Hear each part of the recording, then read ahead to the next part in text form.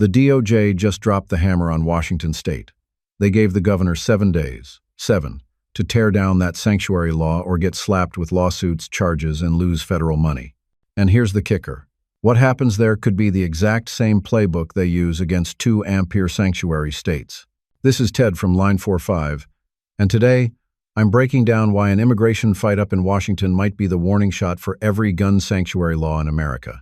Stick with me, because if the DOJ pulls this off, the ripple effect could land right in your backyard. Before we dive in, do me a solid.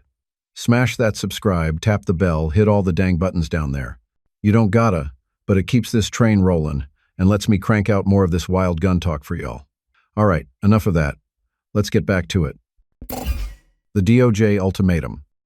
The DOJ just dropped the hammer on Washington state. 7 days. That's it. They told the governor, you tear down that sanctuary law, or we're coming after you.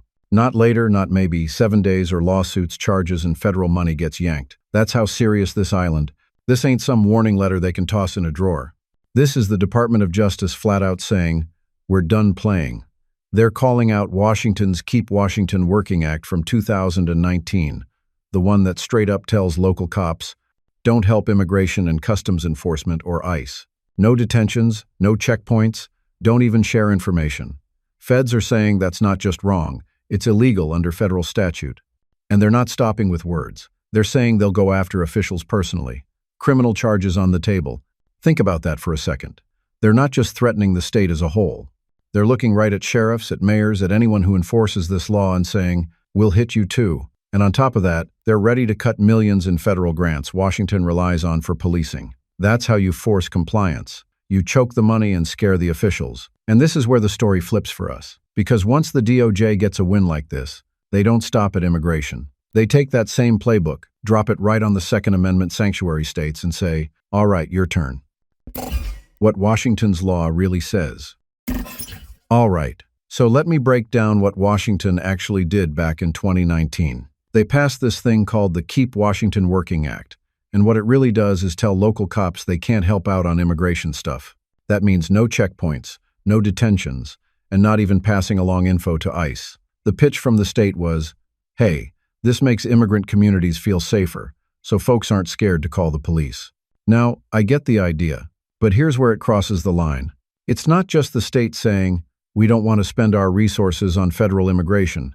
It's the state stepping in and saying, you're not allowed to help even if you want to. And that's why the DOJ's fired up. They're pointing at this law and saying, look, this isn't just stepping back, it's straight up blocking enforcement. And here's what you should know. Washington didn't stop with the law. They went after Adams County Sheriff Dale Wagner because he decided to work with ICE anyway.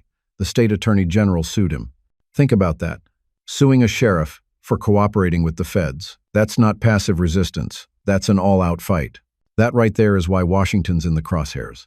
It's the perfect example for the DOJ to take to court, because it's not about states' rights anymore. It's about whether a state can punish local officials for doing their jobs. Why the DOJ says it's illegal. The DOJ's whole case leans on one thing: federal law, specifically 8 U.S.C. 1373. That law says states can't block their people from sharing information with federal immigration officers. Washington's 2019 Act does exactly that. It flat out tells local cops, you don't pass info, you don't run checkpoints, you don't detain for ICE.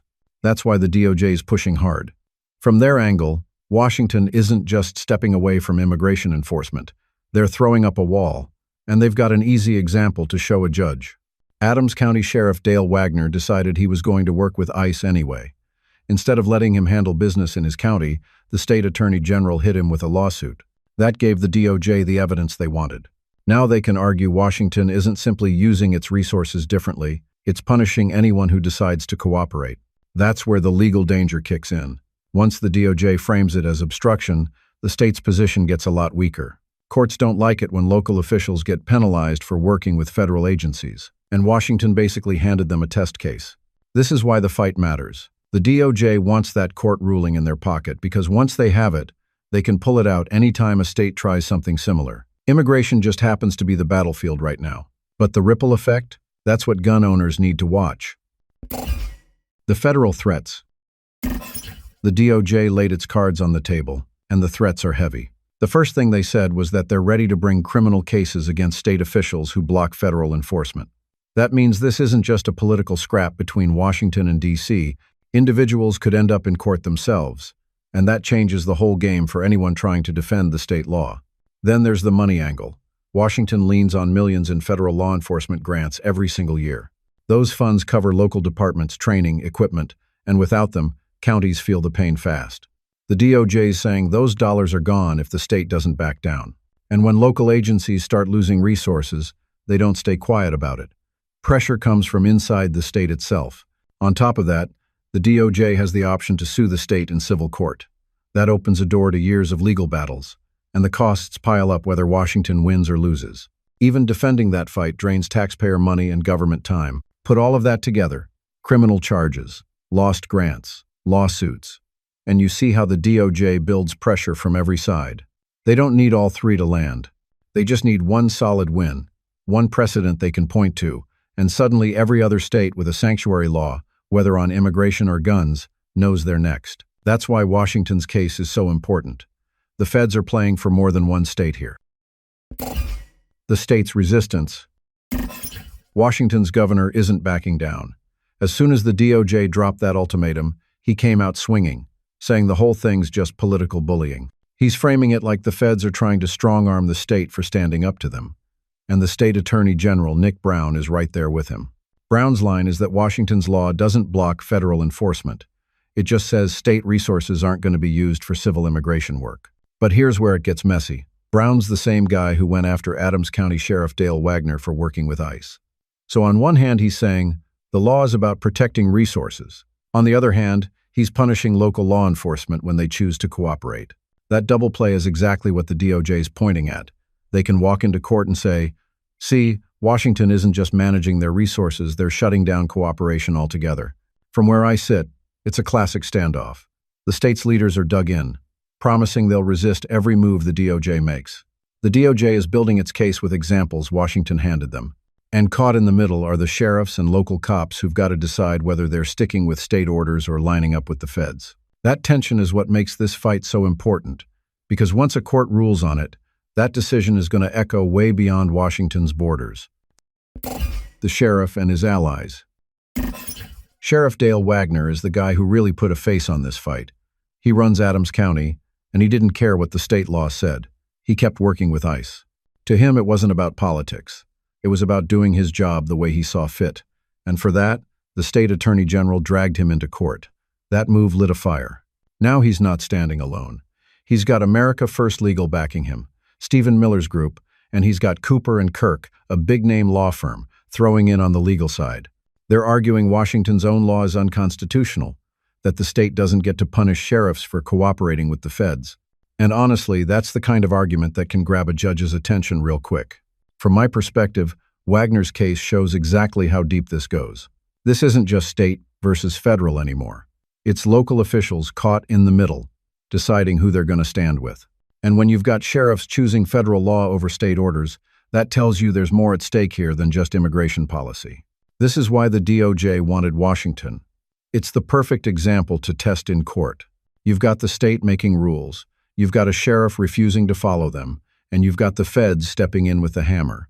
However, that shakeout is going to be the roadmap for what happens next. Why gun owners should pay attention. When I look at what's happening in Washington, I don't see just an immigration fight. I see a test case the DOJ wants to use for everything else down the road.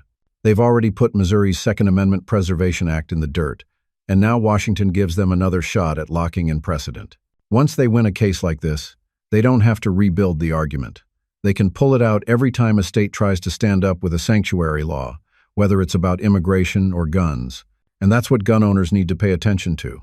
States like Texas, Montana, Arizona, and Idaho, they all passed their own 2-ampere sanctuary laws.